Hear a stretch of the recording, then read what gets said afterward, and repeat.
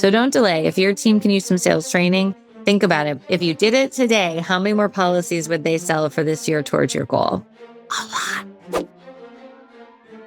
All right, let me tell you guys something really, really funny. One of our top trainings or blogs, I should say, that we have is insurance role play scenarios. And I'm always thinking to myself, like, I mean, it gets like thousands of hits a month.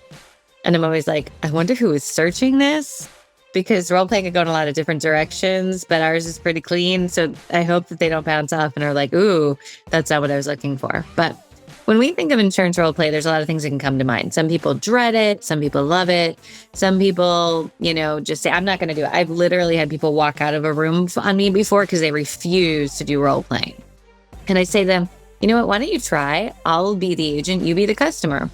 And what you find after a couple sessions is people burn it off, right? Like, it's nervous energy. It's a little awkward. I get it. But it's something that the best people do. So what kind of insurance sales role-playing scenarios do we like to have? The first one I like to always have is how to disqualify a lead. So I know that might sound very sales disablement, but I don't want salespeople, spending their time. So, somebody calls in, how do you unarm that? The next one I always like to is, how do we build rapport? How do you take somebody who's maybe a little turned off, a little standoffish, and crack them open? Remember, some people can have insurance PTSD, so they don't feel good about shopping their insurance. They're not excited about this process. Instead, far more, they just want to get a quote and move on with their life, but you have to melt them a little bit and turn them into an ooey gooey center. Another one that I love to do is, how do you get to what we call 4 and score? So how do you try to find opportunity to quote 4 policies? I also love to role play out getting the underwriting information so it doesn't sound so robotic and horrible. One of the biggest ones, though, I love to role play out is how to present a quote. And I know that this sounds crazy, but there should be a beginning, a middle, and an end to your quote presentation. The beginning is building back rapport. The middle is providing option A, option B, walking through them. And at the end of that, we tell them pricing. The last part is, how do we ask for the business, overcome objections? I do also love role playing out overcoming objections to get those down to their second nature.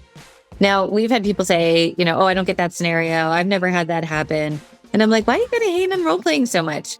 But the funny part is, I'd say half of them say this week, I got that scenario. Oh, Kelly, I hate you. That's okay. I can take it. So yeah, on the role playing side, it's such a huge, powerful tool. And I think so many people underestimate it for the simple reason that they don't understand it. It's uncomfortable.